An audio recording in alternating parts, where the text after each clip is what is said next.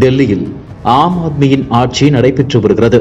இதன் பதவிக்காலம் பிப்ரவரி மாதத்துடன் முடிவடைய உள்ள நிலையில் பிப்ரவரி 5ஆம் தேதி சட்டமன்ற தேர்தல் நடக்க உள்ளது. அதில் பதிவான வாக்குகள் பிப்ரவரி 8ஆம் தேதி எண்ணப்பட்டு முடிவுகள் அறிவிக்கப்பட உள்ளது. டெல்லியில் ஆம் ஆத்மி, பாஜக மற்றும் காங்கிரஸ் ஆகிய கட்சிகள் தனித்தனியே போட்டியிடுவதால் மும்முனை போட்டி நிலவுகிறது. அதேபோல இந்த முறை டெல்லியில் ஆட்சியை கைப்பற்ற வேண்டும் என்பதில் பாஜக கூடுதல் முனைப்புடன் செயல்பட்டு வருகிறது.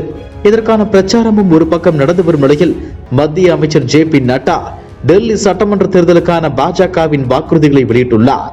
அதில் தமிழ்நாட்டில் அளிக்கப்பட்டு வரும் மகளிர் உரிமை தொகை வாக்குறுதியும் இடம்பெற்றுள்ளது.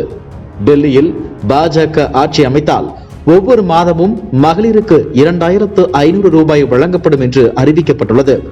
ஆட்சி அமைத்த பின் முதல் அமைச்சரவை கூட்டத்திலேயே இந்த வாக்குறுதியை நிறைவேற்றுவோம் என்றும் ஜே.பி. நட்டா தெரிவித்துள்ளார்.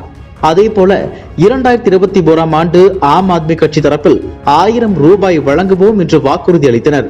அந்த வாக்குறுதி ஆம் ஆத்மி ஆட்சி நடக்கும் டெல்லி மற்றும் பஞ்சாப் மாநிலங்களில் இதுவரை முழுமையாக நிறைவேற்றப்படவில்லை. அதேபோல் பாஜக ஆட்சி அமைந்தால் கருவுற்ற பெண்களுக்கு 21,000 ரூபாய் மற்றும் 6 ஊட்டச்சத்து தொகுப்பு வழங்கப்படும். அது மட்டுமல்லாமல் முதல் குழந்தைக்கு 5,000 ரூபாய் மற்றும் இரண்டாவது குழந்தைக்கு 6,000 ரூபாய் அளிக்கப்படும். தொடர்ந்து பாஜக அரசு அமையும் போது சிலிண்டர்களுக்கு 500 ரூபாய் மானியம் அளிக்கப்படும். தீபாவளி மற்றும் ஹோலி பண்டிகைகளுக்கு 2 சிலிண்டர்கள் இலவசமாக அளிக்கப்படும் என்று தெரிவிக்கப்பட்டுள்ளது.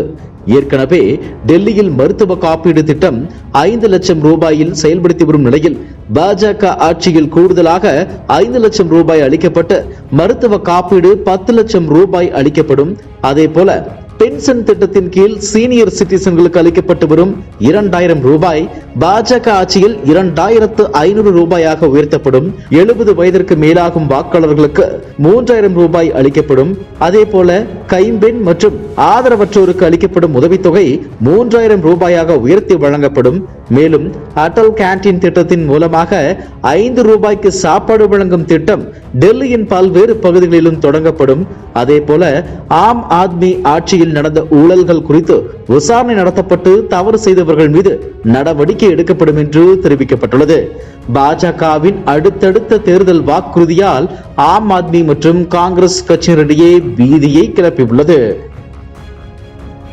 இதுபோன்ற செய்திகளை மேலும் தெரிந்து கொள்ள எங்களது யூடியூப், Facebook மற்றும் Twitter ஆப்களை சப்ஸ்கிரைப் செய்யவும்.